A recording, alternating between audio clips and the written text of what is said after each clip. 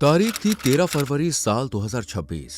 इंदौर के द्वारकापुरी क्षेत्र में रहने वाले कुछ लोगों को अजीब सी बदबू महसूस होती है जो वक्त के साथ बढ़ती जा रही थी। वो घर से बाहर निकलकर इधर उधर बदबू का पता लगाने लगते हैं। तब उनकी नजर एक कमरे पर जाती है जहां दरवाजे पर बाहर ताला लटका हुआ था। ये देखकर वो उस घर के पास जाकर जब उसे चेक करते हैं तब पता चलता है कि बदबू इसी घर से आ रही है। पड़ोसी तुरंत पुलिस को फोन करते हैं और पुलिस जब ताला तोड़कर कमरे के अंदर दाखिल होती है तब उन्हें सामने एक लड़की की बॉडी दिखाई देती है जिसकी बॉडी पर कोई कपड़ा नहीं था और पास में ही कुछ बियर की बोतलें और एक मुड़ा हुआ चाकू पड़ा था। लेकिन ये लड़की थी कौन और इसके साथ ये सब किसने और क्यों किया? क्यों मारने वाला शख्स उस लड़की की आत्मा से बात करना चाहता था? अगर आप भी जानना चाहते हैं इन सवालों के जवाब तो वीडियो में एंड तक बने रहिए।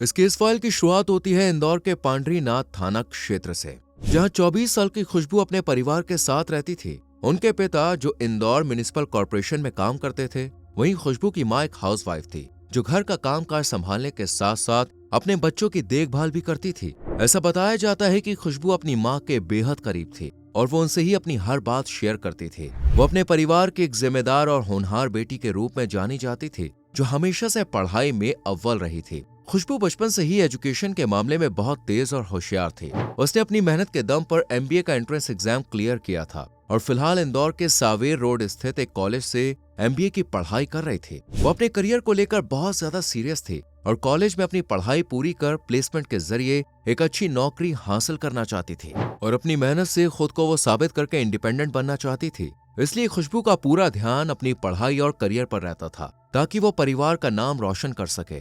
लेकिन सितंबर 2024 में खुशबू की जिंदगी पूरी तरह से बदल गई क्योंकि उसकी जिंदगी में पीयूष आ गया जो उसी के कॉलेज में पढ़ता था। पीयूष धामनोदिया मूल रूप से मध्य प्रदेश के मंदसौर जिले का रहने वाला था और उसके पिता मंदसौर में ही एक किराने की दुकान चलाते थे। लेकिन वो अपने बेटे का भविष्य उज्जवल देखना चाहते थे, इसलिए उन्होंने पीयूष को एमबीए की एजुकेशन हासिल करने के लिए इंदौर भेज दिया था, जो द्वारकापुरी क्षेत्र की अंकल गली में पिछले करीब 4 महीनों से एक किराए के कमरे में अकेला रह रहा था। हर रोज की तरह वो सुबह कॉलेज जाता और फिर वहां से आने के बाद पढ़ाई करता रहता। यही पीयूष का डेली रूटीन बन गया था। वो अपने अकेलेपन को दूर करने के लिए अपनी फैमिली से बात कर लेता था, लेकिन फिर भी घर की कमी उसे काफी महसूस होती थी। लेकिन उस कमी को पूरा करने का काम करती है खुशबू, जिससे कॉलेज में पीयूष की मुलाकात होती है और दोनों के बीच में फ्रेंडशिप हो जाती है। दोस्ती के नाते खुशबू पीयूष के लिए कभी कभी घर से खाना बनाकर ले आती थी तो कभी दोनों एक साथ घूमने भी जाते थे। इस तरह पीयूष और खुशबू के बीच नजदीकियां बढ़ने लगती हैं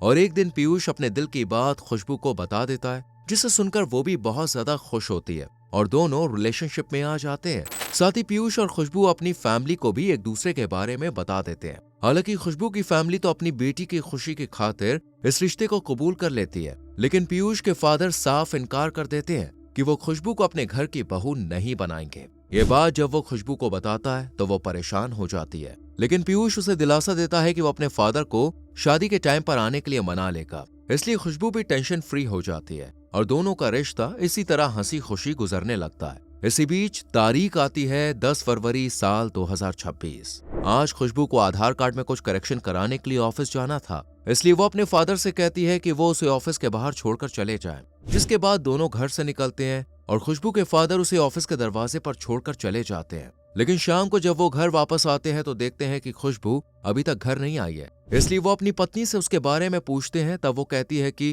खुशबू ने उन्हें फोन करके कहा था कि वो किसी फ्रेंड की बर्थडे पार्टी में जा रही है, इसलिए हो सकता है लौटने में देर हो जाए। ये सुनकर खुशबू के पिता थोड़े रिलैक्स हो जाते हैं और खुशबू के वापस घर आने का इंतजार करने लगते हैं। लेकिन रात के 11 बजे छोटी बहन के फोन पर एक मैसेज आता है जिसमें लिखा था कि आज मैं घर नहीं आऊंगी। मैसेज पढ़ने के बाद फैमिली को लगता है कि शायद वो आज फ्रेंड के घर पे ही रुकेगी, इसलिए वो खुशबू को कॉल नहीं करते। इसी तरह पूरी रात गुजर जाती है और अब अगला दिन आ जाता है, यानी 11 फरवरी, पर खुशबू अभी तक घर नहीं लौटी थी। हालांकि आज से पहले ऐसा कभी नहीं हुआ था, इसलिए फैमिली अब उसे फोन करने की कोशिश करती है, लेकिन वो फोन नहीं उठाती। अब क्योंकि उन्हें पीयूष और खुशबू के रिश्ते के बारे में मालूम था, इसलिए वो पीयूष को भी कॉल करते हैं कि शायद खुशबू उसके साथ हो, लेकिन वो भी कॉल रिसीव नहीं करता है। ये देखकर परिवार को अब फिक्र होने लगती है, इसलिए पिता तुरंत ही नजदीकी पुलिस स्टेशन जाकर अपनी बेटी की मिसिंग रिपोर्ट दर्ज करा देते हैं, जिसके बाद पुलिस भी बिना वक्त गवाए लड़की को ढूंढना शुरू कर देती है। और इसी तरह 2 दिन बीत जाते हैं पर खुशबू का कुछ भी पता नहीं चलता। अब तारीख आती है 13 फरवरी। इंदौर के ही द्वारकापुरी क्षेत्र की अंकल गली के घर से लोगों को कुछ अजीब सी बदबू महसूस होती है, जिसके बाद कुछ पड़ोसी बाहर निकलकर यहाँ वहाँ देखने लगते हैं और तब उन्हें पता चलता है कि ये बदबू असल में पीयूष के कमरे में से आ रही है, जिसके दरवाजे पर बाहर से ताला लगा हुआ है। ये देखकर पड़ोसी तुरंत ही पुलिस को फोन कर देते हैं और उन्हें कमरे से आने वाली बदबू के बारे में बता देते हैं, जिसके बाद पुलिस भी फौरन वहां पहुंच जाती है और जब कमरे का ताला तोड़कर अंदर का नजारा देखती है तो उनके भी पसीने छूट जाते हैं, क्योंकि तेज बदबू के बीच सामने पलंग पर एक लड़की की बॉडी पड़ी हुई थी, जिसके शरीर पर एक भी कपड़ा नहीं था। साथ ही उसके सीने पर चाकू से वार किए गए थे और चाकू जो पूरी तरह से मुड़ चुका था वो पास में ही पड़ा था। इसके अलावा कुछ बियर की बोतलें भी उस बॉडी के पास रखी हुई थी और लड़की की हालत देखकर साफ पता चल रहा था कि उसके साथ जबरदस्ती की गई है। अब पुलिस बॉडी को कब्जे में लेती है और खुशबू की फैमिली को फोन कर उन्हें हॉस्पिटल आने के लिए कहती है, ताकि वो बॉडी को देखकर पहचान कर सके कि क्या ये उनकी बेटी है। पुलिस का फोन पहुंचते ही खुशबू के पिता फौरन ही हॉस्पिटल आ जाते हैं और जब उस बॉडी को देखते हैं तो फूट फूट के रोना शुरू कर देते हैं, क्योंकि वो बॉडी किसी और की नहीं बल्कि खुशबू की ही थी। लेकिन उसके साथ ये सब किसने किया और क्यों, ये सवाल परिवार के साथ साथ पुलिस के भी दिमाग में घूम रहा था।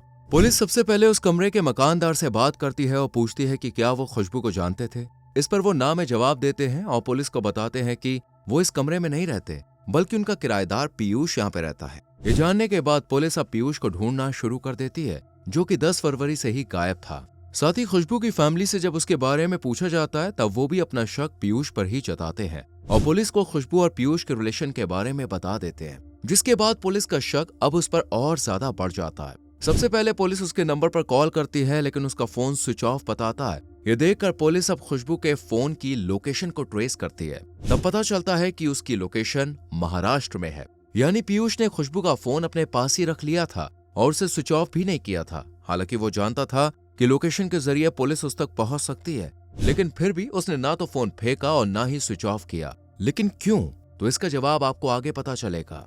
खैर, इंदौर पुलिस अब लोकेशन के जरिए महाराष्ट्र तक पहुंच जाती है और मुंबई पुलिस की मदद लेकर आखिरकार पीयूष को पकड़कर पहले महाराष्ट्र के ही थाने ले जाती है, क्योंकि वहां से उसका ट्रांजिट रिमांड लेना था। दरअसल ट्रांजिट रिमांड एक लीगल प्रोसेस है जिसका इस्तेमाल तब किया जाता है जब किसी आरोपी को उस शहर या राज्य से बाहर गिरफ्तार किया जाता है। अब क्योंकि पीयूष ने महाराष्ट्र में तो कोई क्राइम नहीं किया था, इसलिए उसे इंदौर लाने के लिए ट्रांजिट रिमांड का प्रोसेस शुरू किया जाता है और जब पुलिस उससे पूछताछ करती है तब वो उनसे एक सादा पेपर और पेन मांगता है और अपनी पूरी कहानी उस पर लिख देता है। थोड़ी देर बाद ही उसे इंदौर ले जाने की परमिशन मिल जाती है और पुलिस उसको यहाँ लाकर खुशबू को मारने की वजह पूछती है। तब पीयूष एक बार फिर से सादा पेपर और पेन मांगता है जो पुलिस उसे दे देती है। इसके बाद वो वही कहानी वापस से दोहराता है जो उसने महाराष्ट्र के थाने में लिखी थी। लेकिन वो कहानी क्या थी, तो आपको बता दें, पीयूष ने लिखा था कि वो खुशबू से बहुत प्यार करता था और उससे शादी करना चाहता था, लेकिन उसके फादर इस रिश्ते के लिए राजी नहीं थे। फिर भी उसने खुशबू का साथ नहीं छोड़ा, क्योंकि पीयूष को यकीन था कि वो जल्द ही अपने फादर को मना लेगा, जिसके बाद पीयूष और खुशबू शादी करके साथ में हंसी खुशी रहेंगे। पर वो उस पर बहुत शक करता था। उसे पसंद नहीं था कि खुशबू कॉलेज में किसी और से बात करे, जबकि वो एक होनहार स्टूडेंट थी और मिलनसार नेचर की थी, जबकि पीयूष उसे कंट्रोल करना चाहता था। इसके अलावा पीयूष जब भी उसे शादी के लिए कहता तो वो बात को टाल देती थी, क्योंकि खुशबू अभी अपने करियर और MBA पर ध्यान देना चाहती थी, इसलिए वो फिलहाल शादी के लिए रेडी नहीं थी। बस यही बात पीयूष को खल गई। उसे लगने लगा कि शायद खुशबू का किसी और के साथ अफेयर चल रहा है, और ये बात जब उसने खुशबू से पूछी तो दोनों के बीच लड़ाई झगड़े होने लगे और खुशबू ने पीयूष से बात करना बंद कर दिया। और ऐसे ही 15 दिन गुजर गए। पीयूष उसे हर रोज फोन करता, मैसेज करता, लेकिन वो ना तो उसका फोन उठाती और ना ही मैसेजेस का रिप्लाई देती, जिस वजह से वो काफी परेशान रहने लगा था और उसका शक अब यकीन में बदलने लगा था कि खुशबू का किसी और से अफेयर चल रहा है, इसलिए वो पीयूष से बात नहीं कर रही है। यही सोच सोचकर पीयूष को गुस्सा आने लगता है और वो चुपचाप खुशबू का फोन हैक कर लेता है और उसके फोन पर आने वाले हर मैसेज को रीड करने लगता है। लेकिन पीयूष को ऐसा कोई भी मैसेज दिखाई नहीं देता जिससे ये साबित हो सके कि खुशबू किसी और के साथ रिलेशनशिप में है। पर फिर भी उसका शक खत्म नहीं हुआ। वो शक के साथ इतना ज्यादा बढ़ने लगा कि अब पीयूष ने खुशबू को रास्ते से हटाने का मन बना लिया और 10 फरवरी को खुशबू के पास मैसेज करके कहा कि वो एक आखिरी बार उससे मिलना चाहता है। अब क्योंकि खुशबू के दिल में अब भी कहीं ना कहीं पीयूष के लिए प्यार था, इसलिए वो उससे मिलने के लिए राजी हो जाती है और अपने फादर से कहती है कि वो उसे आधार कार्ड करेक्शन के लिए कलेक्ट्रेट ऑफिस तक छोड़ दे। खुशबू के फादर भी ऐसा ही करते हैं और उसे ऑफिस के बाहर छोड़कर वहां से चले जाते हैं। खुशबू पहले आधार कार्ड ठीक कराती है और फिर पीयूष को फोन करके वहां बुला लेती है, जो उसे अपने साथ अपने घर ले जाता है। थोड़ी देर तक दोनों बातचीत करते हैं और पीयूष खुशबू से फिजिकल होने के लिए कहता है, पर उसकी तबीयत खराब थी इसलिए वो साफ मना कर देती है। ये देखकर पीयूष को गुस्सा आ जाता है और वो खुशबू से कहने लगता है कि मुझे पता है कि तुम क्यों मना कर रही हो, क्योंकि तुम्हारा किसी और के साथ अफेयर चल रहा है। इतना कहकर वो खुशबू के साथ जबरदस्ती करने की कोशिश करता है। हालांकि वो उसे रोकती है पर पीयूष नहीं मानता और गुस्से में उसका गला दबाने लगता है। इसके बाद वो चाकू उठाता है और उसके सीने पर एक वार करता है, जो इतना खतरनाक था कि चाकू मुड़ जाता है और खुशबू की जान चली जाती है। कुछ वक्त के बाद जब पीयूष का गुस्सा शांत होता है तब वो देखता है कि खुशबू मर चुकी है, लेकिन वो भागने के बजाय वहीं उसकी बॉडी के पास 2.5 घंटे तक बैठा रहता है और उससे बात करता रहता है। फिर पीयूष वहां से उठता है और घर में ताला लगाकर बियर लेने शॉप पर जाता है। इसके बाद वो वापस फिर से घर आता है और बियर पीने के बाद खुशबू की बॉडी के साथ रिलेशन बनाता है और उससे बातें करता है। इसी तरह धीरे धीरे शाम होने लगती है। अब पीयूष अपना बैग उठाकर उस पे कुछ कपड़े और जरूरी सामान रखता है और दरवाजे पर ताला लगाकर घर से निकल जाता है। वो ऑटो में बैठकर रेलवे ट्रैक पर पहुंचता है और अंधेरा होते ही ट्रैक के बीचों बीच खड़ा हो जाता है ताकि कोई ट्रेन आए और उसे मारकर चली जाए। लेकिन पीयूष अचानक डर जाता है और मरने का आइडिया ड्रॉप करके तुरंत ही प्लेटफॉर्म पर पहुंचता है, जहां गोवा जाने वाली ट्रेन पटरी पर मौजूद थी। पीयूष उसमें बैठ जाता है पर गोवा जाने के बजाय महाराष्ट्र के थाने में उतर जाता है और वहां पर एक होटल में कमरा किराए पर लेता है और आराम से बैठकर गूगल पर सर्च करता है कि आत्माओं से कैसे बात की जाती है। इसके बाद वो बाजार से तंत्र मंत्र का सामान लाता है और खुशबू की आत्मा को बुलाने की कोशिश करता है ताकि वो उससे पूछ सके कि क्या वो सच में उससे प्यार करती थी या नहीं। लेकिन काफी देर बाद भी वहां कोई आत्मा नहीं आती है, जबकि इधर खुशबू की फैमिली अपनी बेटी की वजह से काफी परेशान हो रही थी। जिसके बाद पिता थाने में उसकी मिसिंग रिपोर्ट लिखाते हैं और पुलिस को 13 फरवरी के दिन उसकी बॉडी पीयूष के घर से मिल जाती है और खुशबू के फोन की लोकेशन के जरिए पुलिस उस तक पहुंच जाती है। लेकिन पीयूष ने उसका फोन स्विच ऑफ क्यों नहीं किया और ना ही उसे फेंका। हालांकि वो जानता था कि पुलिस लोकेशन के जरिए उस तक आसानी से पहुंच सकती है। जब यही सवाल पीयूष से पूछा जाता है तब वो जवाब देते हुए कहता है कि उसे देखना था कि खुशबू के फोन पर किसी का मैसेज या कॉल आता है या फिर नहीं। दरअसल जैसा कि हमने आपको पहले भी बताया कि पीयूष ने खुशबू का फोन हैक कर रखा था ताकि उसके मैसेज और आने वाले कॉल्स के बारे में उसे पता चल सके।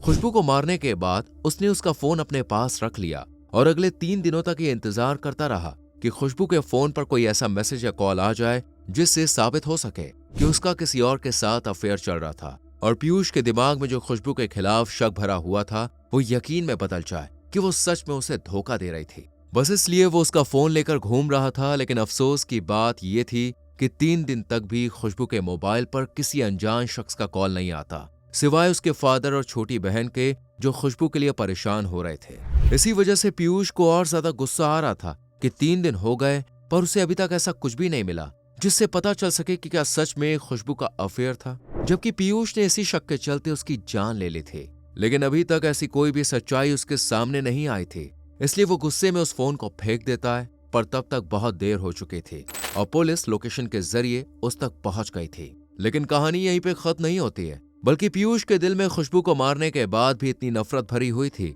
कि वो उसके प्राइवेट वीडियो सोशल मीडिया पर भी अपलोड कर देता है। दरअसल ये दोनों जब भी मिला करते थे तो अक्सर वीडियो बनाया करते थे।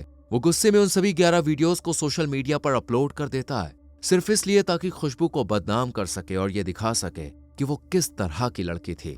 फिलहाल पीयूष पुलिस की हिरासत में है और उसे कोर्ट में भी पेश किया जा चुका है। अब देखना यह है कि आगे उसे क्या सजा मिलती है। आपके हिसाब से क्या खुशबू ने उससे दूरी बनाकर सही किया था या फिर नहीं? आपकी जो भी राय है कमेंट सेक्शन में जरूर दें। वीडियो को लाइक और शेयर करके चैनल को सब्सक्राइब करें और बेल आइकॉन प्रेस करें जिससे आने वाली वीडियोस आपसे मिस ना हो।